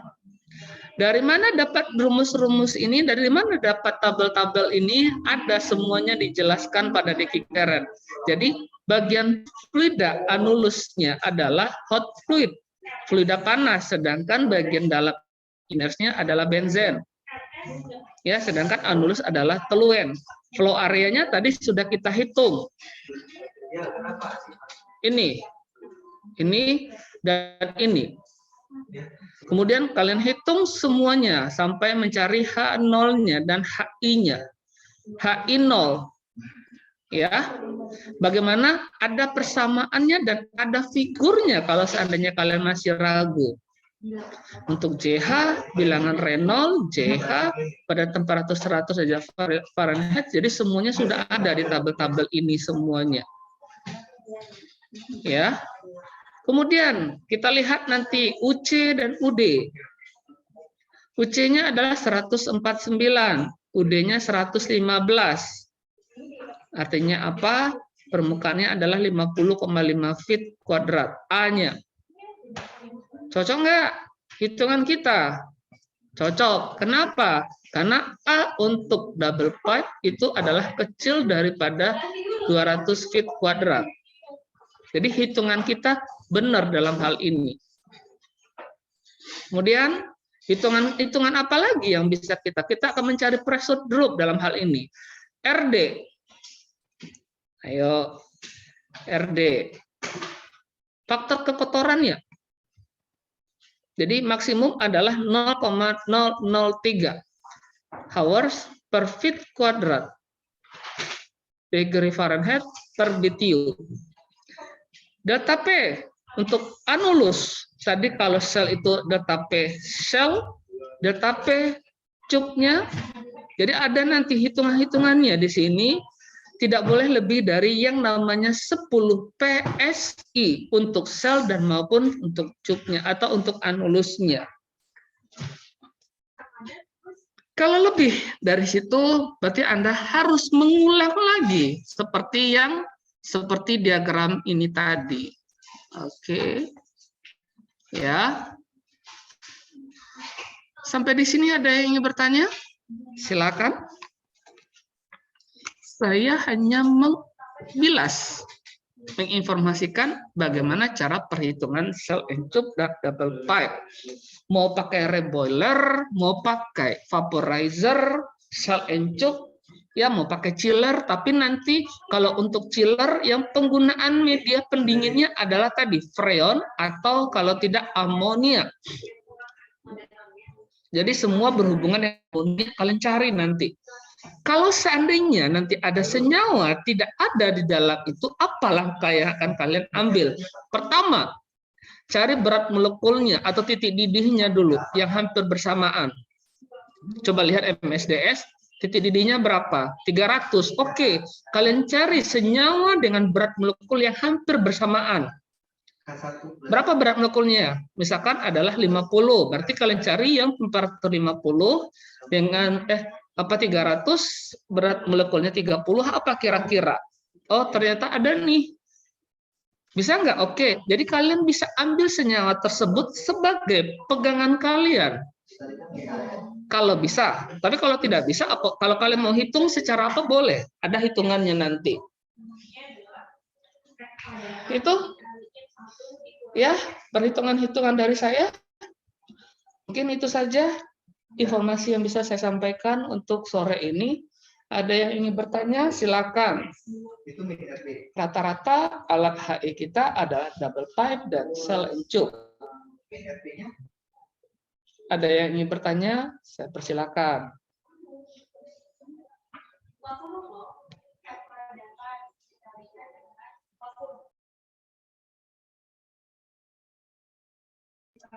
Silakan, raise hand.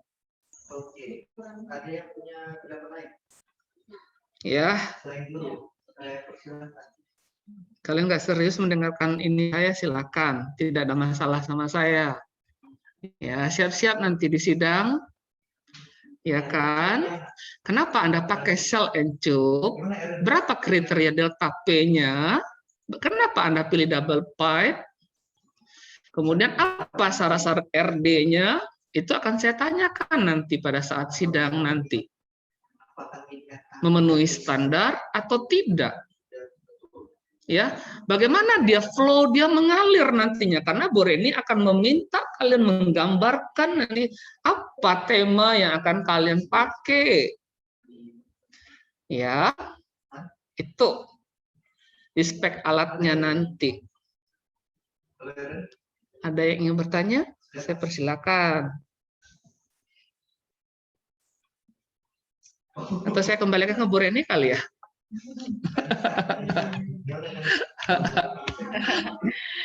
Oh itu Pak, ada Serina, silakan. Tadi, jadi Oke, Pak, izin bertanya, Pak. Untuk masing-masing kayak masing-masing cooler apa heater itu digambar atau tidak ya Pak? Kan tiap cooler sama heater itu kan beda-beda Pak. Maksudnya hasilnya kan kayak misalkan ada yang hairpinnya 1 atau hairpinnya lebih dari 1. Nah itu berarti tiap itu digambar atau hanya salah satunya aja ya Pak? Terima kasih Pak.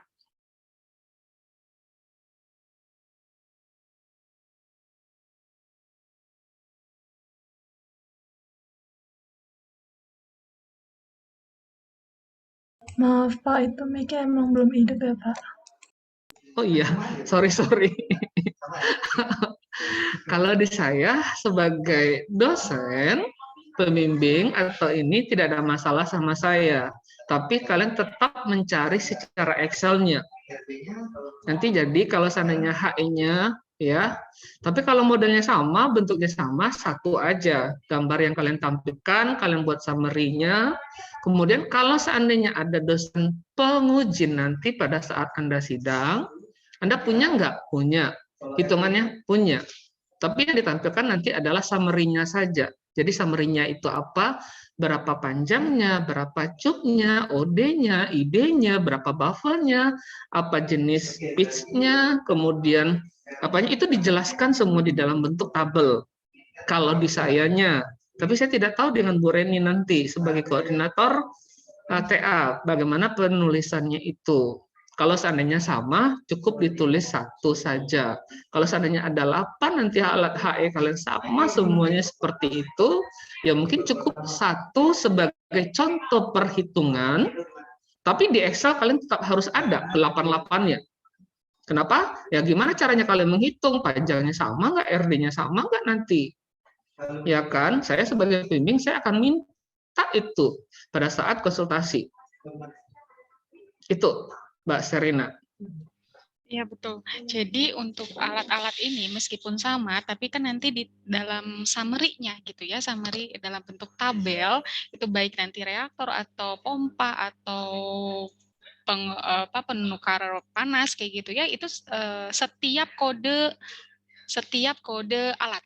Ya kan ya, kalian kan sudah nih kode alat, nah itu summary-nya. Tapi kalau nanti di lampiran atau di appendix ya, itu kalau misalnya yang sama, metode algoritma dari perhitungannya ya cukup 1 aja gitu sebagai contoh perhitungannya seperti itu. Betul yang tadi yang dikatakan oleh Pak Jeto. Mungkin Pak Bapak lagi share screen, bisa ditampilkan yang tugas saya dulu. Nah, kita coba spill-kan. Tapi jangan kaget lagi ya. Baik, sebentar ya Bu. Kadang anak-anak ketika di-spill-kan bentuk kayak gini malah tambah stres. Tapi enggak sih, maksud saya di sini kalian dapat gambaran setidaknya apa sih yang nanti kalian buat itu gitu. Dan nanti kan di penukar panas ini kan ada specification sheet-nya ya. Nah, itu yang perlu kalian isi juga untuk jenis HE yang berbeda-beda gitu. Kalau yang sama ya cukup 1 saja seperti itu. Tapi kalau summary-nya dalam bentuk tabel ya tiap kode gitu ya. Seperti itu. Sekarang sudah kelihatan ini saya? Sudah. Ini. Oke, ya. Ini contoh yang diberikan Bu Reni kepada saya. Bagaimana bentuknya, kemudian ada summary nanti. Ya, di sini dapat terlihat bahwasanya ini tekanannya berapa, temperaturnya berapa, densitasnya berapa, viskositas, kapasitas panas, konduktivitas panas, dan NPR. Nggak tahu saya apa nih NPR ini Bu Reni. Jumlah cup ya. Maaf ini atau apa ini? Ya, itu kondisinya. Kemudian ini ada lagi untuk aliran air. Jadi ada beberapa penjelasan. Jadi ini contoh yang diberikan Bu Reni. Jadi ini tadi penjelasan dari Bu Reni tadi tentang bagaimana tahap perancangannya. Kemudian di sini nih hasilnya ya ada perpindahan Q-nya berapa, laju alirnya berapa, LMTD-nya berapa. Ini sebaiknya kalian buat satuannya, kalian konversikan lagi dalam bentuk meter. Boleh dibuat K, tambahkan lagi satuannya dalam bentuk Celsius atau meter. Jadi Joule atau meter. Ini kan sudah nih, ya. Jadi kita tahu sementara ini meter bujur sangkar.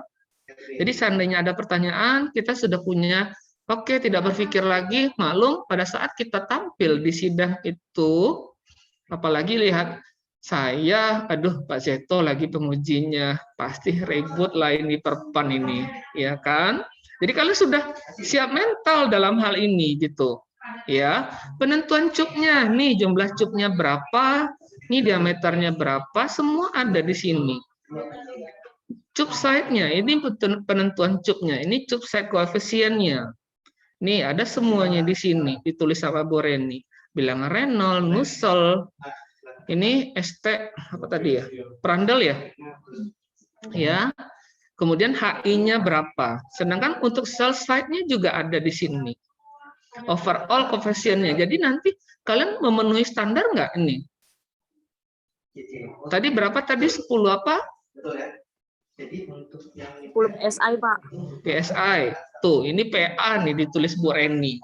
Jadi kalian harus buat PSI di sini. Kenapa? Jadi memenuhi ke ini PA ke PSI. Sama enggak? Ya, jadi kalian tidak grogi dalam hal ini. Oh, ternyata memenuhi. Oke, memenuhi, Bu. Tapi jangan pula nanti kalian dapatkan nanti PSI-nya itu 0,00001 PSI. Aduh, berarti kalau gitu terlalu rendah perbedaan tekanan. Jadi boleh dikatakan itu proses perpindahan panasnya sangat-sangat bagus banget. Itu tidak mungkin. Jadi apa? Kalian harus coba lagi. Anda belum beruntung. Itu maksudnya. Jadi Anda coba trial lagi, and error lagi. Ya, logis enggak? Panjangnya juga perlu diperhatikan ya. Ya, masa panjangnya cuma 2 meter, diameternya 4 meter. Coba bayangkan. Kan nggak mungkin. Ya, jadi semua hal itu perlu menjadi pertimbangan kalian. Nih, sketsanya nih. Nih, seperti ini dibuat Bu Reni ini. Nih, ini jenisnya apa nih dari tema tadi? Ayo. Ya, ini harus ada ini. Tuh. Nih pitch-nya apa ini? Tipe bawah apanya apa ini? Cupnya. Tuh. Ya, sebanyak 811. Coba deh kamu hitung, benar nggak 811 ini? Satu persatu hitungannya. Ya, jadi ini temanya tadi. Apa jenis-jenisnya? Jadi cell side-nya, tube side-nya ada udara dan gas. Fluidanya, uapnya liquid non kondensat, kemudian temperatur masuk keluar, densitas, viskositas, berat molekul. Ya, kemudian CP-nya, thermal conductivity, panas latennya, tekanan, velocity, pressure drop-nya. Jadi ini ada di sini. Sebaiknya dibuat tadi, kalau tidak kalian harus siapkan buat 2 file, satu dalam bentuk, kalau tidak yang bentuk ininya standar Indonesia dibuat di lampiran. Lampiran kan tidak ada masalah dalam hal ini. Jadi kalau seandainya kalian agak sedikit grogi atau lupa nanti konversi, masuk ke lampiran nantinya. Ya, oke. Ada lagi yang ingin bertanya? Silakan. Tidak apa-apa, saya tidak akan ini kok. Nilai kalian tidak akan ini kok sama saya. Paling-paling siap tempur, kalian tidak hanya sama saya aja nantinya. Mungkin nanti dengan Bu Damai, Bu Reni, Bu Yunita, Bu Yuniar, Pak Andri, dan Pak Mustafa, dan dosen-dosen yang lain, kalian sudah siap. Kalau kalian siap, insya Allah kalian bisa tampil untuk sidang. Ya, ada yang ingin bertanya lagi? Silakan. Mungkin saya tambahkan ya Pak, untuk Silakan. nanti kan di sini kan penggunaan buku ya, textbook atau handbook yang dipakai dalam menghitung suatu macam-macam yang kayak tadi kan banyaknya rumusnya, tolong nanti selalu disitasikan itu dari buku mana, Gian Kopiska atau Carlsen atau apa. Pak, boleh ke bawah Pak, ada di bagian bawah. Terus jadi ke bawah lagi Pak.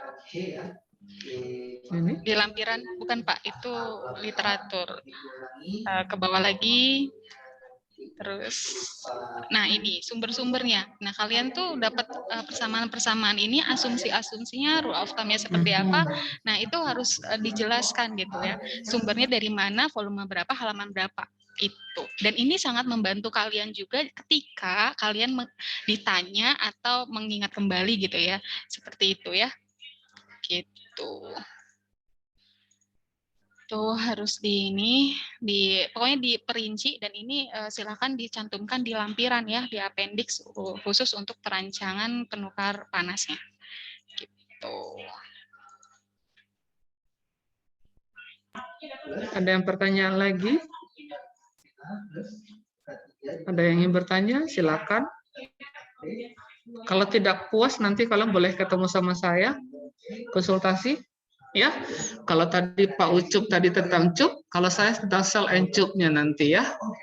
Oke. Oke, baiklah. Dari Pak Mustafa ada tambahan mungkin?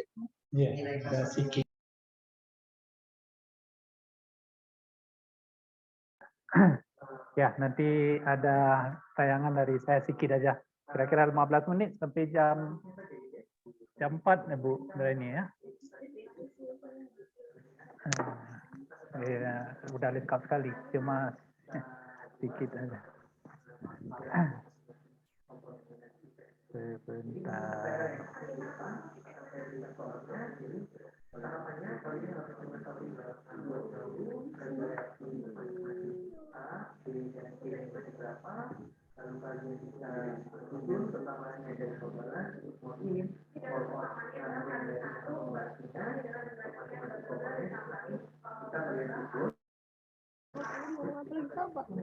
Ya. Ya.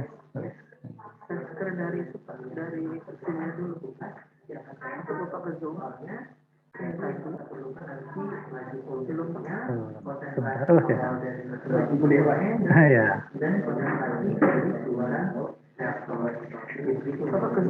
Zoom dulu. Oke.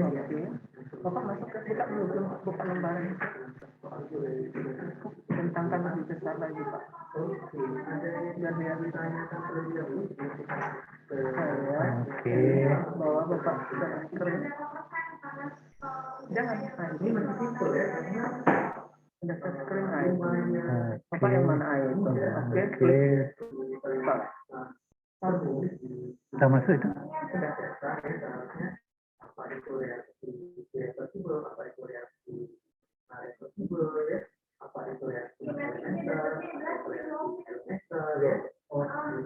Bagaimana cara memberikan antara reaksi yang melibatkan reaksi order 0, order 2 ya.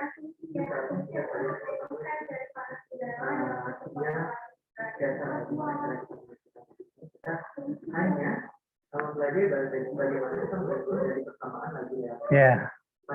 Assalamualaikum warahmatullahi wabarakatuh.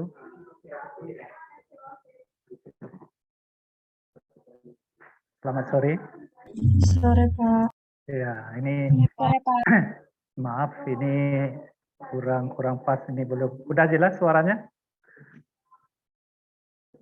Sudah Pak. Sudah Pak. Oke. Ya, jadi udah lengkap sekali dari Pak Jetu tadi dan Bu Reni, udah lengkap sekali.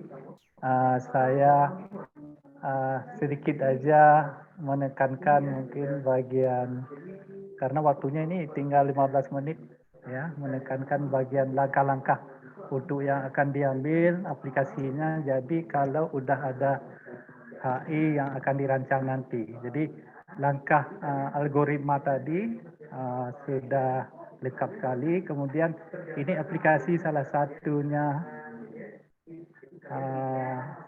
HI yang akan dirancang. Ya. Merancang atau mengevaluasi itu, HI itu bisa banyak bentuknya. Tapi aplikasi ini yang contoh barang yang akan dilakukan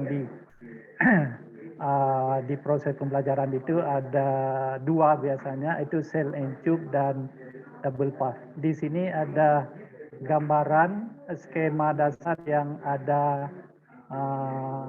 digambarkan ini. Nah, ini yang untuk double pass itu, ya kalau dimisalkan ini fluida panas bagian pipa dalam, kemudian bagian nulusnya fluida dingin yang warna hijau, kemudian kalau cell and tube itu permukaannya kalau HI itu dipotong, permukaannya seperti ini. Jadi dalam selnya warna hijau, fluida dinginnya, kemudian dalam tube-nya fluida panas. Nah, jadi ini tadi udah lengkap teorinya, ya. Jenis double pass itu 100 sampai 200, apabila lebih besar 200 feet pangkat 2 itu cell and tube. Kemudian kondisi proses, kalau bahannya yang Anda itu bermacam bahan pabrik yang udah ada. Jadi yang diidentifikasi itu fluida panasnya itu temperatur masuknya berapa, T1, temperatur keluarnya berapa, laju alir masanya berapa, panas jenisnya berapa, spesifik gravity-nya berapa. Nah, dasar buku ini adalah Karen. Tadi Bu Reni sudah menyampaikan, menyebutkan referensinya itu atau rumus apapun yang digunakan, itu dicantumkan nanti di dokumen. Nah, spesifik gravity ini adalah perbandingan densitas dari cairan dibanding dengan densitas air kalau dia cairan. Tetapi kalau gas yang akan digunakan dibanding dengan densitas gas yang digunakan dibanding dengan densitas udara. Nah, jadi ini adalah spesifik gravity. Kalau ini bisa didapat di teori zat yang akan didinginkan atau dipanaskan itu zat apa. Kemudian densitasnya ini apa? Ya, densitasnya apa? Berapa? Kemudian viskositasnya berapa? Kemudian K-nya berapa? Konduktivitas termal, delta P-nya berapa? RDO, faktor pengotor bagian luar berapa? Kemudian RDI, faktor pengotor bagian luarnya, dalamnya berapa? Nah, jadi ini untuk fluida panasnya. Ya, fluida panas masuk sini, fluida panas keluar ini, kemudian fluida dingin masuk sini, fluida fluida dingin keluar di sini. Nah, kemudian untuk fluida dingin juga didata juga, ya, T1-nya fluida dingin masuk, terus ya sama dengan yang di atas, sama, bedanya ini simbolnya aja huruf kecil, yang ini huruf besar. Nah, kemudian diameter ini diambil, harus diketahui atau diasumsi. Nah, dilihat sesuai dengan laju alir masanya. Laju alir masanya itu berapa, itu nanti bisa diasumsikan diameter yang ada di tabel atau lampiran di buku Karen.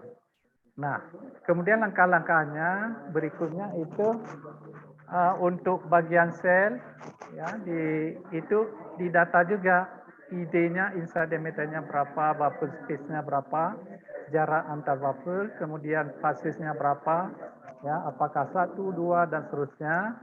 Kemudian bagian tube-nya juga didata, jumlah dan panjangnya berapa, OD-nya berapa, BWG-nya berapa, pitch-nya bagaimana, fasisnya juga bagaimana. Nah, ini langkah-langkah yang ada. Ini udah cerita dari Pak Deto tadi, ya. Terus dari langkah 1 sampai 3 itu masih umum, belum terbagi antara sel dan bagian tube. Kalau cell and tube, ataupun belum terbagi bagian anulus dan bagian pipa dalam kalau dia double pass. Nah, jadi langkah keempat itu udah terbagi. Jadi udah terbagi ini, bagian sel apa, bagian tube apa. Langkah-langkah perhitungannya ini yang udah ada semua, tinggal diikuti aja. Semua ada di Karen. Kemudian ini yang bagian tube juga ada di Karen. Nah, terdengar ini? Maaf. Terdengar, Pak. Oh, terdengar ya. Jadi ini sedikit aja karena udah teori udah lengkap tadi semua langkah-langkahnya sampai terakhir dalam pressure drop-nya. Ini perlu diingat cerita tadi melebihi dan kekurangan dari pressure drop-nya itu untuk cairan yang perlu diingat kalau dihitung itu sampai 5 sampai 10 PSI itu rank yang diizinkan. Kalau di luar dari rank ini, rentang ini, itu harus dihitung ulang. Ya, ini cairannya delta P hasil akhir ini segini. Kalau misalnya dapat 15, itu tidak memenuhi syarat. Efeknya apa? Kalau delta P ini besar, buffernya itu bisa bengkok, bisa pecah, bisa lepas dan sebagainya. Kemudian kalau konstruksi fisiknya itu tidak kuat, itu HI sendiri itu bisa patah. Tapi pada kenyataannya kalau di industri itu HI yang kuat-kuat itu bahan yang kuat itu bisa bisa diizinkan sejauh kekuatan fisik itu bisa didapat. Kemudian untuk gasnya rentangnya 0,5 sampai 2 PSI. Kalau di luar ini gas, ya, uap atau gas, ini harus dihitung ulang juga. Jadi ini delta P, pressure drop masuk dan keluar, kemudian batas ini harus dipenuhi. Nah, kemudian, ini dasar sedikit perbedaan pipa dan tube. Ini speknya, kriterianya seperti ini. Ini di carrier-nya, ini bisa dilihat ya semua. Saya mengulang apa yang disampaikan Pak Detu tadi. Nah, kemudian ini juga sudah ada tadi bentuknya yang ada. Tapi yang perlu diingat, ini juga ada yang perlu saya sampaikan tadi yang ya. Nah, ini bisa dibayangkan. Nah, salah satu contoh misalnya delta P besar itu bisa dianalisa lagi buffer space, jarak space itu bisa dijarakkan lagi, karena dijarakkan lagi itu akan menurunkan delta P, karena semakin rapat itu delta P akan naik. Ya, jadi buffer space-nya atau B-nya ini bisa dijarakkan lagi, ataupun diameter dari pipa itu bisa diambil yang besar, sehingga delta P-nya akan lebih turun lagi. Nah, kemudian ini pemahaman 12HE, 12HE ataupun 24 dan seterusnya itu, yang angka pertama itu menunjukkan adalah lewatan dari sel. Yang kedua adalah lewatan dari tube. Ya. Ini tergantung kepada temperatur yang diinginkan dari pabrik yang akan digunakan. Kalau temperaturnya tidak tercapai 12, ini bisa digunakan 24 atau 48 dan seterusnya. Jadi tergantung. Nah, kalau saya analogikan 12 ini bisa seperti AC. AC mendinginkan ruangan itu kalau 1 PK itu ruangannya besar tidak cukup, digunakan 2 unit. Tetapi kalau 2 PK, 1 unit sudah cukup. Nah, jadi begitu juga HI yang digunakan. Apakah 12, apakah 48, 36 dan sebagainya. Jadi ini analogi seperti unit pendingin ruangan ya, 1 PK, 2 PK dan seterusnya. Jadi HI juga seperti ini. Kemudian tadi dari tambahan dari kriteria untuk menentukan aliran, pertimbangan aliran itu, tapi yang sangat utama itu ada 2 ya. Laju aliran massa, kemudian sifat korosif ya. Yang lain tadi sudah disampaikan, yang pendukung-pendukungnya. Jadi kalau laju aliran atau bagian sel AS itu yang atau AT yang lebih besar ini diisi oleh laju aliran massa. Laju aliran massa yang besar itu ini didapat dari neraca massa. Neraca massa yang besar itu pada luas aliran yang besar. Kemudian laju aliran yang kecil pada laju alir yang kecil. Jadi ada dua bahan, misalnya etanol dengan air, akan didinginkan dengan air atau akan dipanaskan dengan air panas dan sebagainya. Nah, itu laju aliran yang mana? Yang kecil itu dimasukkan kepada sel atau bagian cup, ya. Yang penting laju aliran itu kepada luas aliran dari sel atau cupnya. Nah, kemudian yang korosif sudah pasti ke bagian cup, karena kalau bagian sel nanti yang rusaknya itu cupnya rusak, selnya rusak, kedua-duanya rusak. Tapi kalau bagian cup, rusak cupnya saja bisa dicabut, kemudian bisa diganti cupnya, selnya bisa digunakan lagi. Nah, yang tidak korosif itu di bagian selnya. Ya, ini yang sangat utama, faktor yang sangat utama dari faktor-faktor pendukung yang lain tadi. Nah, kemudian ini luas aliran udah umum. Nah, kemudian HE itu supaya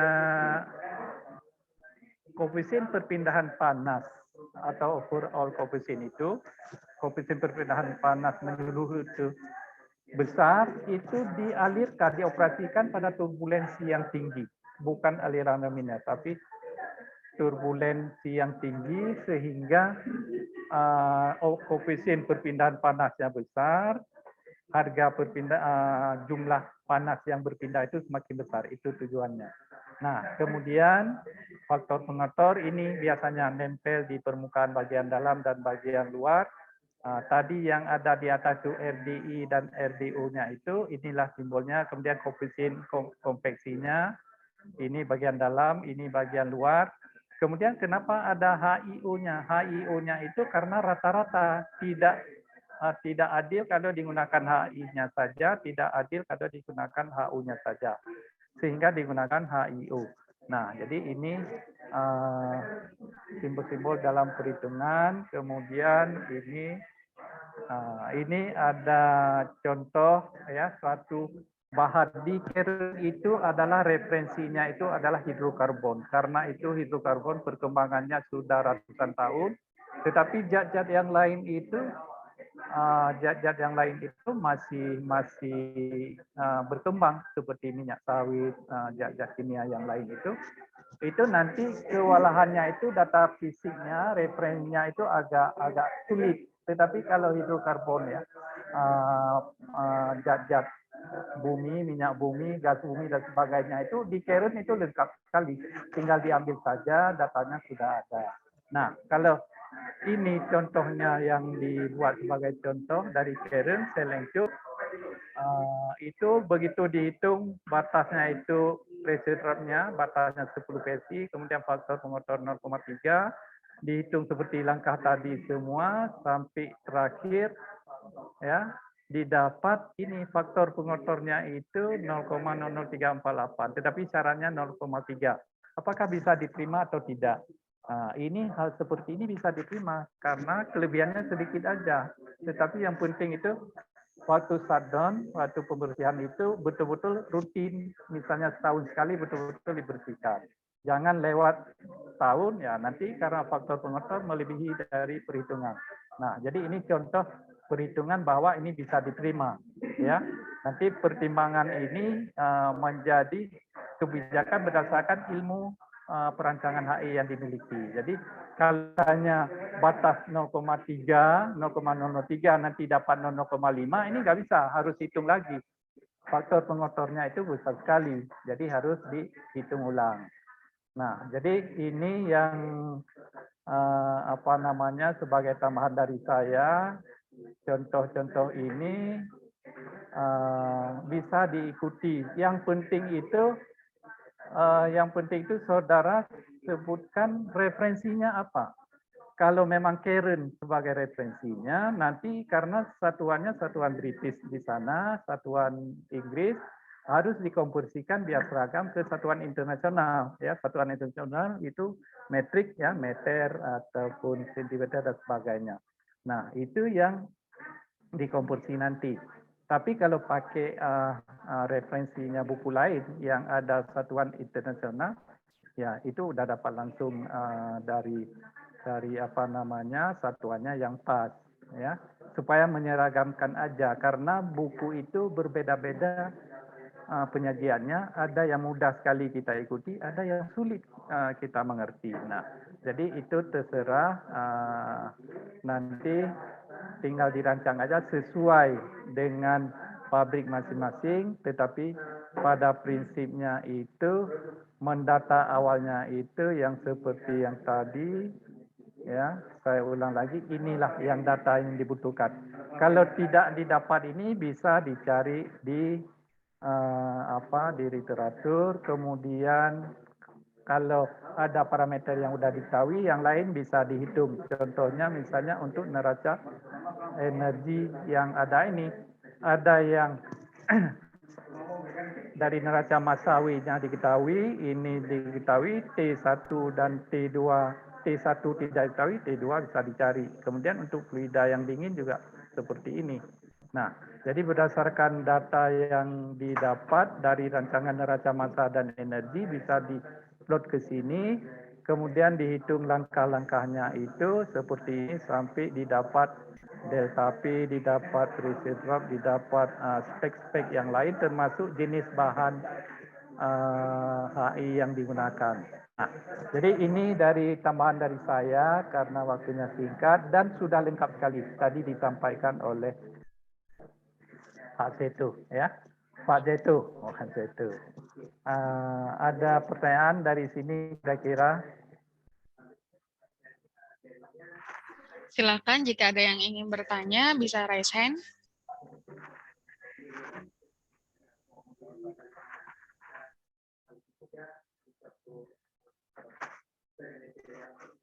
Ada kira-kira? Kalau tidak ada,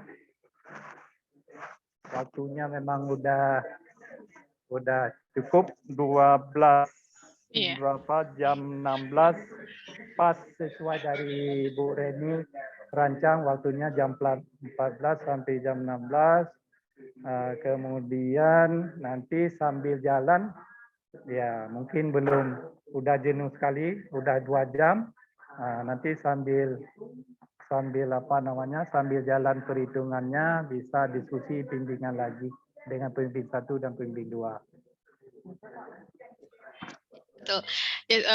Mungkin cukup ya Pak untuk pertemuan hari ini. Jadi terima kasih kembali kepada Pak Geto dan Pak Mustafa yang bersedia untuk menjelaskan mengenai perancangan penukar panas pada sesi kali ini. Mudah-mudahan dengan adanya kuliah TA ini untuk peserta tugas akhir bisa lebih jelas lagi ya untuk bagaimana cara kalian merancang. Nah, kemarin sudah mengerti tentang perancangan reaktor seperti apa dan pada sesi ini kalian sudah tahu bagaimana algoritma dalam merancang penukar panas dan nanti berikut-berikutnya atau di minggu-minggu berikutnya akan ada lagi topik-topik yang lebih menarik lagi dan tentunya itu akan membantu kalian dalam perancangan tugas akhir ini yaitu perancangan pabrik seperti itu.